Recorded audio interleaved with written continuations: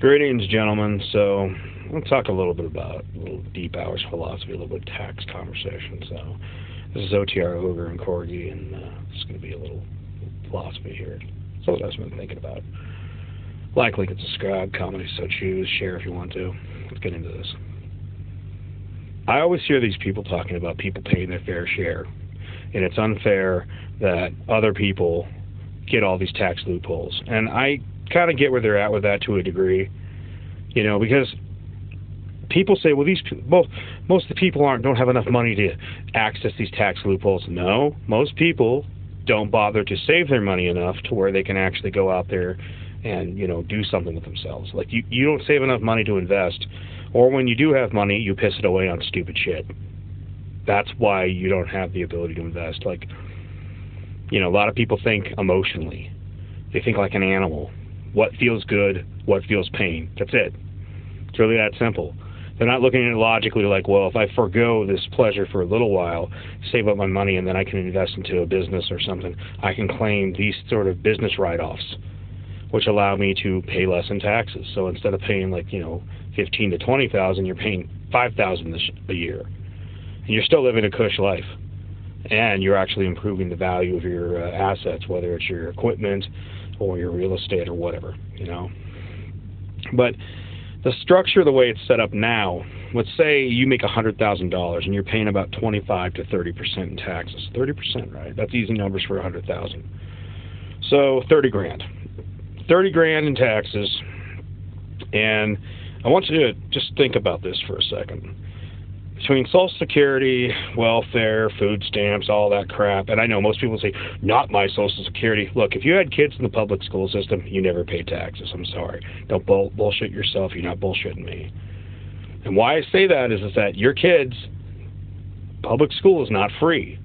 Look what it costs in your state per child. Let's say 12 to 13,000. Let's say 13,000. So 13,000 times 3 kids is 1,000 shy of 40 grand per year. Did you pay 40 grand into your Social Security last year? No. Do you think you're ever going to catch up to that in your working life? Probably not. So you didn't pay into it. So you're literally getting free money in the long run. So it's just another form of welfare. But why does Social Security exist? That Social Security is a way, let's put this, that it makes people feel safe. So if they feel safe, they're not going to save their money. They're not going to think more practically with their money. They're not going to be like, hey, maybe I should invest this into something realistic. They know most people want to be wasteful, want to piss away their money, and we're not taught to think like businessmen in this world.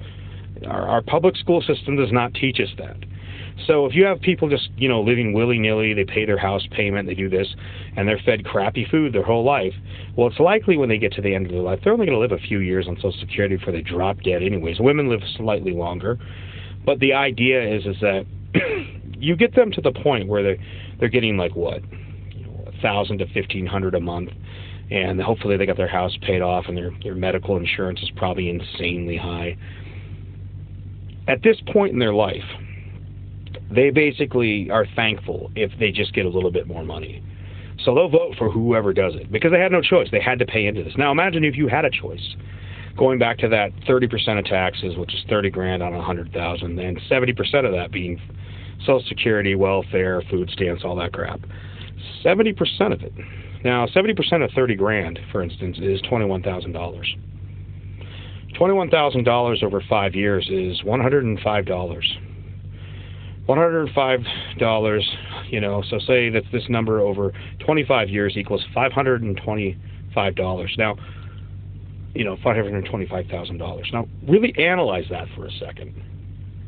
Do you think over the course of 25 years you couldn't invest that money better than the government? You couldn't bought some property 25 years ago that's gone up in value, or stocks, bonds, maybe built a business, maybe give people tax breaks for investing in their retirement. So they're self-funded. You know, what a concept. Hey, you're not going to be a liability in the future. Let's reward good behavior. But here's why they want the Social Security system, and they don't want you to have that money for yourself. Because when you die, they win. If you worked 60 years and you never got onto retirement, dropped dead of a heart attack or something like that, diabetes or something because the food is garbage and in the world, and the good food, the stuff that's got less stuff in it, should cost less to produce. No, that costs more. So you drop dead, and then they've won. They got all that money, all those taxes, all that stuff from you, and they never had to pay you a dime. They made a promise you would get something. You know what? If you invested that money, if you dropped dead at 60 but never got to retirement, but you invested your money, guess what happens? You could give that to your children. You could give that to your church. You could give that to whoever you want.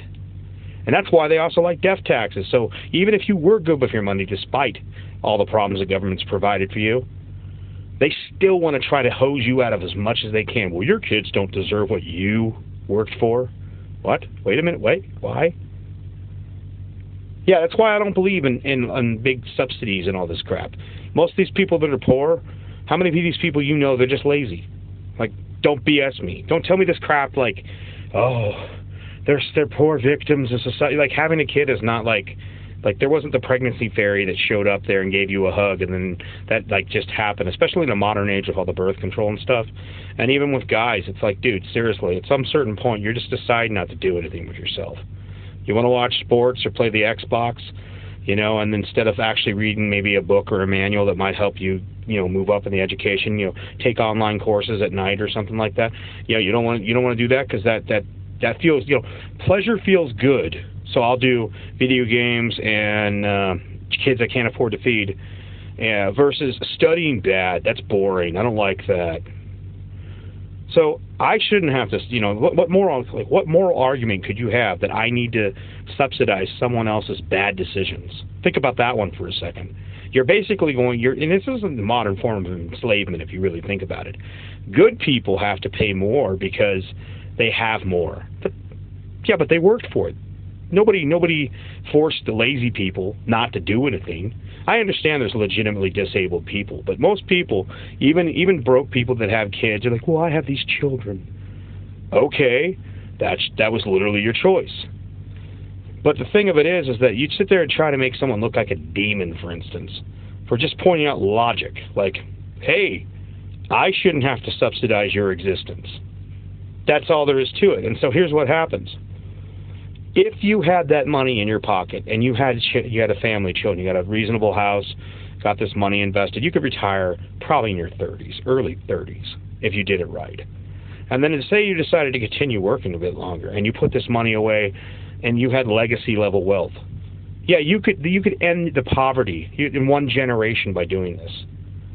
But if we did that, then the politicians wouldn't be able to make money off of you. And remember, when you employ somebody, they respect you for giving them a job. They're like, hey, yeah, I'll work for this guy, and he's a great guy. He's why I got money. But when the government gets your money and gives it away for people for doing nothing, or, big business contracts, so whether it's Democrats with welfare or Republicans with, we need to build a new fighter plane that's less efficient than the one before it. Basically, they get the power and the money. They get the respect. But it's your money, and therefore your power that they're using so they can get powerful. Big lobbyist contracts and all that crap. No, I say you should have a choice on all this. You should be able to choose not to pay into this stuff. If you choose not to pay into Social Security, Medicare, welfare, all that crap, then you don't get to receive it. You only get to receive if you're actually paying in. And this is the same thing even with unemployment. Why should I have to continuously pay into unemployment insurance if after I hit a certain point it tops off, and then that point I'm just paying for other people's issues? Why can't I keep that money? You think about that for a while, and you realize how much money you could be investing into yourself, and then therefore your family in the long run. But like I said, they don't want you having that choice. And we're trained from a young age in school not to think this way. We're trained to look at it as like greedy and all that crap. Well, who's really the greedy one? The guy that works hard who's getting screwed? Enslavement by percentages? Like, oh, you need to pay this much because you work hard. Or the person who's like sitting around on the backside not doing a damn thing. Just feel like smoking a J and watching Oprah today. Whether it's the man or the woman. These days you can't even tell the difference. They're both so fat. You look at that situation and you think about it for a minute. And what I've come to the conclusion is that, yeah, the greediest people in the world are generally the poor.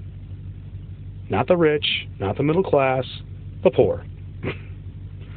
So anyways, y'all have a good one. This is a little Deep Hours Philosophy. Anyways, take it easy.